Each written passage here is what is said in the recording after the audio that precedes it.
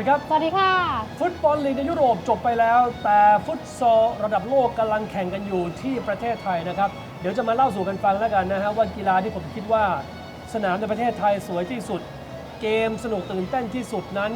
เป็นยังไงแล้วไฮไลท์ของมันควรจะเป็นอะไรก่อนจะไปคุยถึงเรื่องฮอตฝรั่งเองก็มีสงกรานต์เป็นไงอยู่ในสนามฟุตซอลแล้วเป็นไงรู้สึกดีมากๆแอร์เย็นค่ะปกติเป็นสนามนี่มันจะร้อนใช่ไหมคะแอร์เย็นเนี่ยเราใส่2 ชั้นเห็นไหมคุณผู้ชมแล้วเวลาแอร์มันเย็นเนี่ยมันสามารถแต่งตัวเป็นแฟชั่นได้มากขึ้นเยอะมากครับนะฉะนั้นประเทศไทยเหมาะมากสำหรับฟุตซอลนะครับแล้วเดี๋ยวทุกช็อตเด็ดติดตามดูที่แชมป์ชานแนลแล้วก็เดี๋ยวในรายการสปอร์ตมาเฟียทางช่อง 28 เดี๋ยวก็จะมีมาเล่าสู่กันฟังนะฮะแต่เรื่องแรกที่ต้องคุยกันคุณผู้ชมครับคือปกติเนี่ยทุกวันจันทร์อังคารเนี่ยผมจะมาสรุปฟุตบอลในยุโรปแต่หลังๆเนี่ยผลการแข่งขันเนี่ยทุกคนมันก็ได้ดูกันหมดแล้วแต่สิ่งที่ผมอยากจะหยิบมาขยี้ให้มันกระจายคือเรื่องต่อไปคือผมเนี่ยอายุอาจจะเยอะขึ้นเราไม่ต้องการทำรายการที่มันมีคนพูดถึงเยอะที่สุดมีคนดูเยอะสุดอันนั้นสำคัญแต่เราอยากจะทำให้สังคมพัฒนาขึ้นด้วย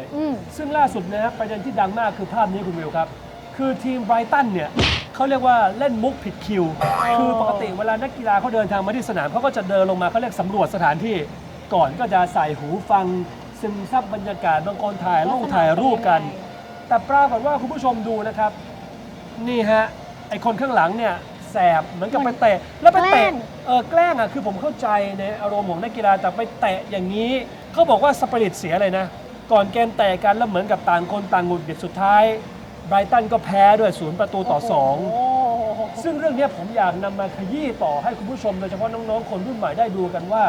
บางครั้งไอ้ที่เรียกว่าเป็นโจ๊กอ่ะเราคิดว่ามันตลกไงแต่บางทีเพื่อนอาจจะไม่ตลกกับเราถูกต้องฉะนั้นเนี่ยผมอยากบอกว่าการเล่นตลกหรือจะไปทำอะไรสักอย่างหนึ่งเนี่ยมันเหมือนกับกีฬาที่มีหลายคนเคยถามว่าการล่าสัตว์เนี่ยคือกีฬาไหมแล้วมีฝรั่งหลายคนก็บอกว่ามันไม่ใช่เพราะเขาบอกว่าในการแข่งกีฬาทั้งสองฝ่ายต้องรู้ว่าตัวเองกำลังแข่งกันอยู่แต่ในการไปยิงสัตว์ที่อย่างพวกฝรั่งไปยิงกวางไปยิงนกนกมันรู้ไหมว่ามันกำลังโดนล่าอยู่มันก็ไม่รู้มันไม่รู้ไงฉะนั้นมันไม่สามารถเรียกเป็นกีฬาได้ยังไอ้ที่บอกความสนุกความสนุกของทีมคือทั้งสองคนจะต้องสนุกไม่ใช่คนที่ไปแกล้งสนุกอย่างเดียวซึ่งผมอยากเอาคุณวิวมาในฐานะนักกีฬาทีมชาติเพราะว่าผมเองก็มีโอกาสเห็นคือเราไม่ได้บอกใครถูกใครผิดนะฝรั่งเองก็มีเล่นมุกผิดเวลาของไทยที่ผมเห็นเนี่ย2 อย่างหลักๆที่ผมสังเกตมา10 กว่าปีคือเจิมผมก็ไม่เข้าใจมันเป็นวัฒนธรรมจากไหนที่เฮ้ยสวยว่ะเจิมใช่วิวก็เคยโดนวิวกระทืบกลับเลยโอ้โหจริงๆพูดให้ชัดเจนคุณกระทืบกลับเนี่ยคือ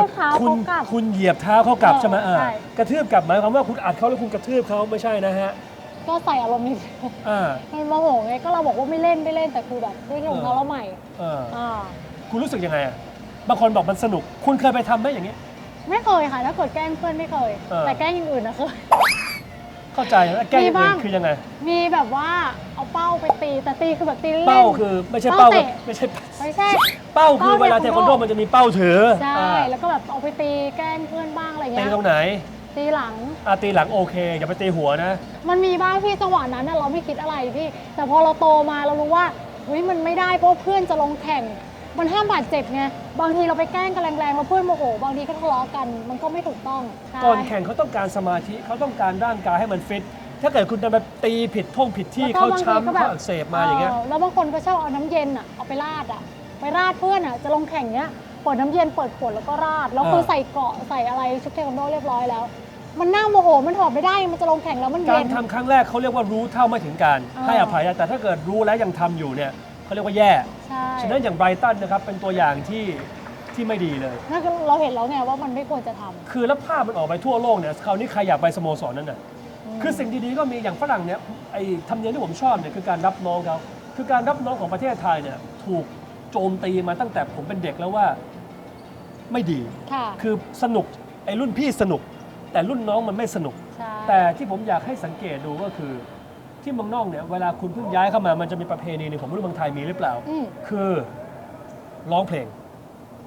วันที่เข้าประชุมทีมกันเนี่ยเขาจะให้นักกีฬาน้องใหม่ที่เพิ่งย้ายเข้ามายืนบนไม่ยืนบนโต๊ะก็ต้องยืนบนเก้าอี้แล้วก็ร้องเพลงซึ่งอันนี้ถามว่าดีไหมผมว่าดีเพราะหนึ่ง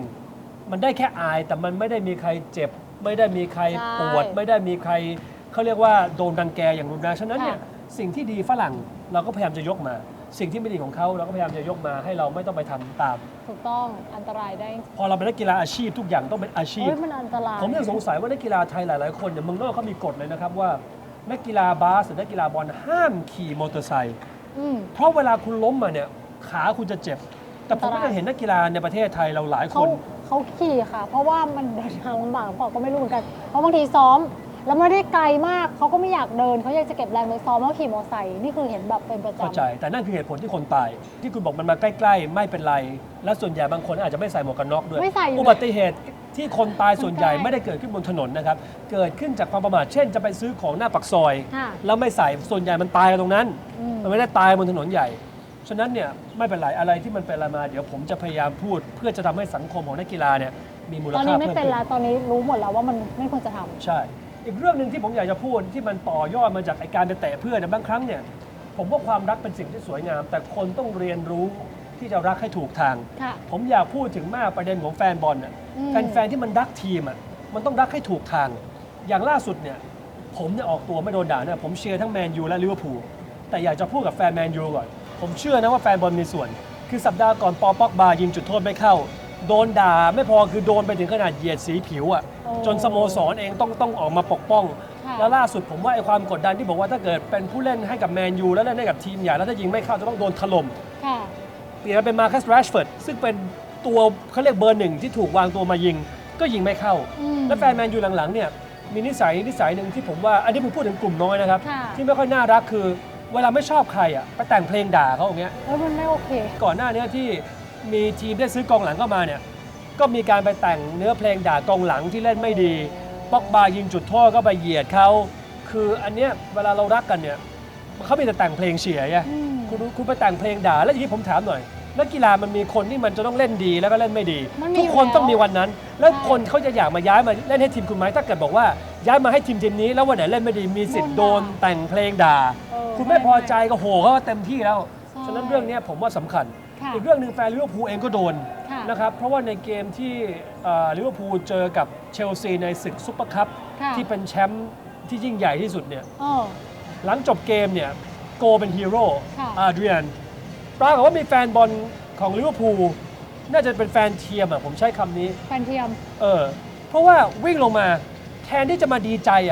ไม่รู้พื้นลื่นหรืออะไรสไลด์ไปโดนข้อเท้าโกอ่ะ โอ้ยแล้วเจ็บปะคะ ก็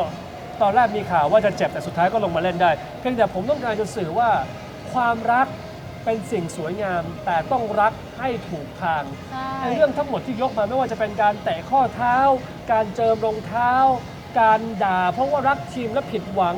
การรักทีมมาก แต่ฝ่าฝืนกฎวิ่งลงไปในสนาม ค่ะ แถมยังไปสไลด์ทำให้เขาเจ็บ อันนี้ไม่ใช่ความรักนะ อืม อันนี้เขาเรียกว่ารักผิดทาง ฉะนั้นทุกอย่างเหมือนกับสงกรานต์นะความสนุกของคนสาดมันต้องถามคนโดนสาดด้วยว่าเขาสนุกด้วยหรือเปล่า ถ้าคนสาดบอกมาเลยสาดมาสนุกโอเค จบ แต่ถ้าเกิดคนที่มันไม่อยากโดน บอกว่าไม่เอาแต่ ไปสาดมันก็ เข ไม่ต่างอะไรกันกับที่นักกีฬาไปล้อข้อเท้ากัน ใช่ นะครับ ก็สุดท้ายแล้วก็คือสรุปง่ายๆครับ อะไรที่คุณไม่อยากโดน ก็อย่าไปทำ จบ และขอปิดท้ายด้วยนะครับสำหรับภาพ VAR หรือภาพช้า ผมเองยกมือว่าเห็นด้วย คุณเห็นด้วยไหมภาพคุณเห็นด้วยไหม เห็นนี่ เพราะอะไร ด้วยเพราะว่าเวลาใครทำผิดหรืออะไรหรือ